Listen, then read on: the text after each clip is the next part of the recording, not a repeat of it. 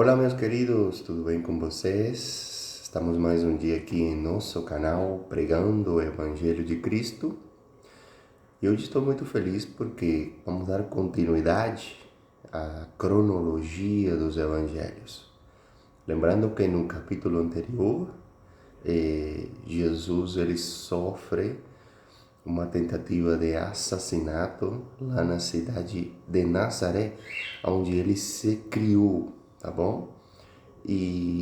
Mas ele conseguiu sair ileso, ele conseguiu sair sem problemas como vencedor, já que o Senhor Jesus ele vence todos os obstáculos, tá bom? E agora ele vai lá para Galileia, hein? Na Galileia ele começa a pregar em vários lugares e multidões começam a segui-lo, tá bom? Mas especificamente na passagem de hoje que a gente vai estudar, ele vai para uma cidade chamada Cafarnaum, que se encontrava bem pertinho do Mar da Galileia, e lá ele tem um encontro muito importante, um encontro muito interessante e que traz muito ensino, né, para nossos dias de hoje. Mas, antes que tudo, para aqueles que não me conhecem, meu nome é João, sou formado em Teologia pelo Instituto Mundo Bíblico e eu peço já desde agora, inscreve-te no canal para que ele cresça, compartilha com todas as pessoas que você quiser, que você ache que precise de uma palavra de conforto, de uma palavra de ensino, para aqueles que encontram-se em trevas espirituais e que estejam desejosos de encontrar a presença do Senhor Jesus. Lembrando que o que aqui se prega não é eu, não é o homem, senão o Espírito Santo de Deus que cresce em mim e eu diminuo. Tá bom, meus queridos? Então, hoje vamos estudar uma passagem que se chama A Pesca Maravilhosa, tá bom? Que encontra-se no Evangelho de Jesus, escrito por Lucas, no capítulo 5, a partir do versículo de número 1, tá bom? Então vamos abrir as nossas Bíblias e vamos dar começo ao nosso estudo de hoje, tá bom? Então, Lucas 5, versículo 1. E a palavra de Deus diz assim: Aconteceu que, ao apertá-lo a multidão para ouvir a palavra de Deus, estava ele junto ao lago de Genezaré. Aclarando que o nome Lago de Genezaré era um dos nomes do Mar da Galileia, tá bom? Que na realidade não é um mar, senão é um lago mesmo. Então Lucas é o único evangelista que fala a palavra lago, tá bom? Os outros falam mar, mas na realidade é um lago, é bem grandão, né? Fala que tem entre 20 e 21 quilômetros de comprimento e de 12 a 13 quilômetros de largura. Então é um dos lagos mais grandes, né, do mundo. Então, então ele estava aí na beira, junto ao lago, né? E as multidões estavam chegando e o estavam apertando, e todo mundo sedento da palavra de Deus. Em Amós, capítulo 8, versículo 11, está escrito: Eis que vem dias, diz o Senhor, uma profecia, em que enviarei fome sobre a terra, não fome de pão, nem sede de água, mas de ouvir as palavras do Senhor. Então, Jesus atraiu essa fome, meus queridos, e as multidões não paravam de chegar no início aqui do seu ministério, tá bom? Então as pessoas sedentas da palavra do Senhor começaram a apertá-lo, e Jesus, a palavra de Deus continua. E viu dois barcos junto à praia do lago, mas os pescadores, havendo desembarcado, lavavam as redes. Então, ele enxerga duas embarcações, não eram barcos grandes, vamos falar de barquinhos, né?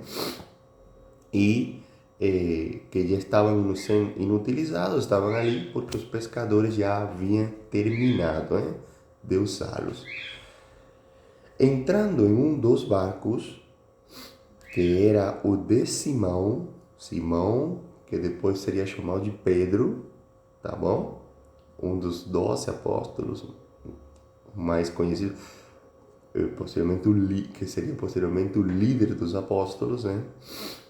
Pediu-lhe que o afastasse um pouco da praia e, assentando-se no barco, ensinava as multidões. Tá bom? Então, Jesus usa o barco como lugar para ensinar as multidões que estavam em pé em frente dele lá na praia. Então, aqui temos o primeiro ensino desta passagem, queridos.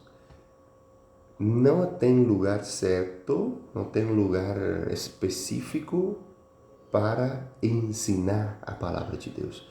Geralmente nas igrejas a gente aprende a palavra de Deus, mas Jesus está falando, qualquer lugar é bom. Onde existam pessoas sedentas da palavra de Deus, você pode usá-la como púlpito. Supermercado, na rua, no hospital, tá bom? Na sala de um hospital, qualquer lugar, gente. Claro, tem que ter pessoas sedentas da palavra. Beleza? Então, Jesus prega a palavra de Deus aqui na praia, tá bom? E acima de um barco. Então, as palavras que Jesus proferia eram palavras que transformavam as pessoas, meus queridos. Eram palavras que edificavam, palavras que alimentavam a alma. Quem chegava triste, ele saía alegre. Quem chegava desanimado, voltava animado. Quem chegava abatido, voltava rejuvenescido. Quem chegava doente, voltava curado. Então, meus queridos, isso é o que a gente tem que lutar porque sejam as pregações nas igrejas, os nossos cultos. As pessoas não podem chegar lá tristes e sair mais tristes ainda. Não podem chegar doentes e chegar mais doentes e sair mais doentes ainda. Tá bom, meus queridos? Então, nossos cultos, nossas pregações têm que ser o mais parecidas às de Jesus Cristo, com autoridade, falando da palavra de Deus, sem usar anzos ou iscas, tá bom? Jesus não usava iscas, ele usava redes, porque a rede é a palavra, e a palavra atraía multidões. Quando você usa um anzol, você pega um do outro. Então, meus queridos, continuando, Jesus usava redes, tá bom? Quando a gente usa iscas, por exemplo, palavras de promessas de prosperidade, promessas de coisas boas, as pessoas vão procurar o evangelho só por isso. Agora, quando você prega a verdadeira palavra, você vai usar uma rede que vai atrair pessoas, tá bom? Em Romanos 10, versículo 17, está escrito: de sorte que a fé é pelo ouvir a mensagem, e a mensagem é ouvida mediante a palavra de Cristo. Palavra de Jesus, não é a nossa, não é de ninguém mais. Tá bom, meus queridos? Então, continuando. Quando acabou de falar, quando Jesus termina de pregar, disse a Simão: faze-te ao lago e lançai as vossas redes para pescar. Respondeu-lhe Simão: mestre, havendo trabalhado toda a noite, nada apanhamos, mas sob tua palavra lançarei as redes. Então, meus queridos, vemos que Simão demonstra de que existiu uma pesca frustrada. Imagina Eles haviam trabalhado a noite toda, eles dependiam do sustento, dependiam da pesca para o sustento familiar. Certamente eles sentiam-se frustrados e com uma enorme preocupação, não é assim? Mas aqui vemos que Jesus ele colocou em primeiro lugar o reino de Deus, tá bom? Em Mateus 6,33 está escrito: mas buscai primeiro o reino de Deus e a sua justiça, e todas essas coisas vos serão acrescentadas. Então, muitos deixam de buscar, queridos, o reino de Deus, de servir a Deus, porque colocam toda a sua prioridade na vida material.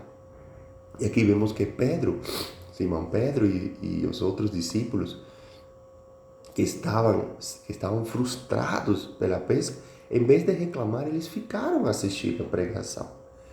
Outros poderiam haver ido embora, reclamando, ir para casa, e perderiam o milagre que aconteceria posteriormente. Então, na grande maioria das vezes, as pessoas se frustram porque as coisas não dão certo. Muitas vezes somos traídos pelos nossos sentimentos, pelas nossas ansiedades, o medo de as coisas não darem certo, o medo das crises econômicas, não é verdade, meus queridos? Então, no livro de Salmos, no capítulo 37, versículo 5, está escrito: entrega o teu caminho ao Senhor, confia nele e ele tudo fará. Glória ao Senhor Jesus. Meus queridos, Deus cuida daqueles que colocam a sua confiança nele. Ele trabalha em nosso favor. A Bíblia fala que Deus é um Deus ciumento. Meu querido, se você está com Deus e ainda está achando que signos, horóscopos, imagens, outras religiões vão te ajudar a resolver, tal seja a pequena coisinha que seja, Deus não vai agir na tua vida. Agora, se você coloca Ele exclusivamente na dependência dEle, então, aí coisas, milagres vão acontecer, tá bom? Leva este ensino para a tua prática diária, tá bom? Então, vemos aqui que Jesus, ele não havia esquecido das necessidades de seus discípulos. Ele primeiro coloca o reino de Deus em primeiro lugar, ele tem que alimentar essas multidões que o seguiam com a palavra de Deus, tá bom? Mas ele não se esqueceu que os discípulos haviam passado uma noite terrível, que eles não haviam apanhado nada e que eles estavam precisando para o sustento, não é verdade? Então, Jesus não esqueceu também, meus queridos, das tuas necessidades. Ele está no controle total de tudo. Em Lucas capítulo 1, versículo 37 está escrito: porque para Deus nada é impossível. Então, se você está sofrendo hoje, se você hoje saiu a pescar e não achou nada, meu querido, se sua pesca foi frustrada em qualquer área econômica, na área familiar, na área sentimental, na área laboral, continua lançando as redes, porque, primeiramente, convida para teu barco o Senhor Jesus Cristo. Ele é fiel, Ele está no controle de tudo. E o milagre vai acontecer quando Ele está no barco. Já falei isso. Não coloca no teu barco coisas que não acrescentam. Coloca no teu barco o Senhor Jesus Cristo e você vai ter uma pesca maravilhosa. Tá bom, meus queridos? Então, relembrando que Simão era um pescador experiente e já havia falado para Jesus, era carpinteiro. E havia falado para Jesus: bom, mestre, eu trabalhei a noite toda, nada apanhamos, tá bom? Mas sob a tua palavra lançarei as redes. Era quase impossível, mas aqui vemos uma coisa muito importante: a obediência de Simão Pedro, tá bom? Simão Pedro disse: porque mandas, lançarei as redes. Mais ou menos assim: vou te obedecer, vou confiar em ti, tá bom? Quando você obedece a Deus, meus queridos, a bênção é derramada. A obediência à palavra de Deus leva o crente à vitória, tá bom? Muitas vezes Deus vai te mandar a fazer coisas que para você não tem sentido. Para Simão não tinha sentido ir a pescar de dia, porque os peixes geralmente eles subiam de noite a se alimentar e de dia eles iam lá no fundão, eles não iam subir. Mas confiou naquele que traz a palavra de vida eterna.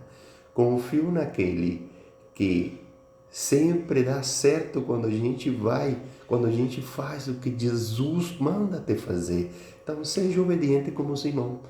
Muitos criticamos a Simão Pedro por tudo que ele fez, por ser impulsivo, por haver negado Jesus. Mas uma coisa ele era obediente à palavra. E vai dar mais exemplos mais para frente nos próximos estudos da fé que ele tinha no Senhor Jesus Cristo. Tá bom, meus queridos? Então continuamos aqui na palavra de Deus.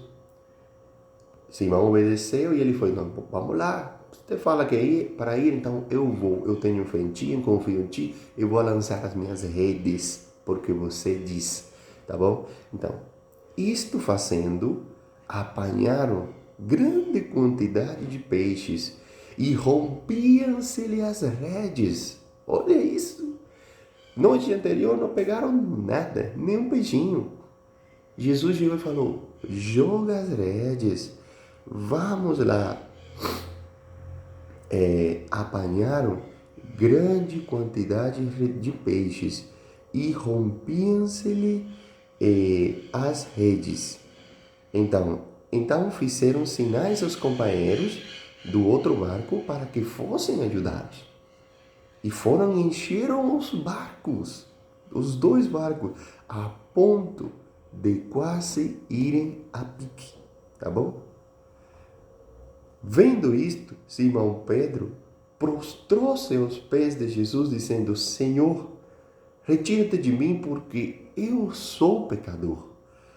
Pois, à vista da pesca que fizeram, a admiração se apoderou dele e de todos os seus companheiros, bem como de Tiago e João, filhos de Zebedeu, que eram seus sócios. Disse Jesus a Simão, não temas, devorante serás pescador, doravante serás pescador de homens. E arrastando ele os barcos sobre a praia, deixando tudo, o seguiram. Glória ao Senhor Jesus. Então aqui vemos, queridos, que a pesca foi tão grande que as redes estragaram. Tiveram que chamar a outros. E mesmo assim encheram as outras redes, encheram os outros barcos. Então, querido, o que quer dizer isto para nós hoje em dia? Que a bênção de Deus, que a bênção que Deus opera, ela é abundante. Quando Deus opera um milagre, é para sobejar, meus queridos. É para sobejar. Pedro provavelmente pensava que seguir o conselho de Jesus seria uma tolice. Mesmo assim, resolveu obedecer. Agiu impulsionado pela fé e ficou surpreendido pelo milagre. Sabe por que os peixes pararam de entrar? Porque já não havia mais espaço para eles. Então, o milagre que Deus opera, meu querido, é transbordante na vida das pessoas. Tá bom? Ele é um milagre completo, ele vem acompanhado da bênção e da salvação. Tá bom? Em contraste com Jesus, cuja divindade ficou evidente pelo milagre, Simão, ele percebeu que ele era pecador. Simão percebeu que ele era pecador. Se sentiu-se indigno de ficar ao lado de Jesus. Pedro, ele estava humilde, não pela noite de fracasso,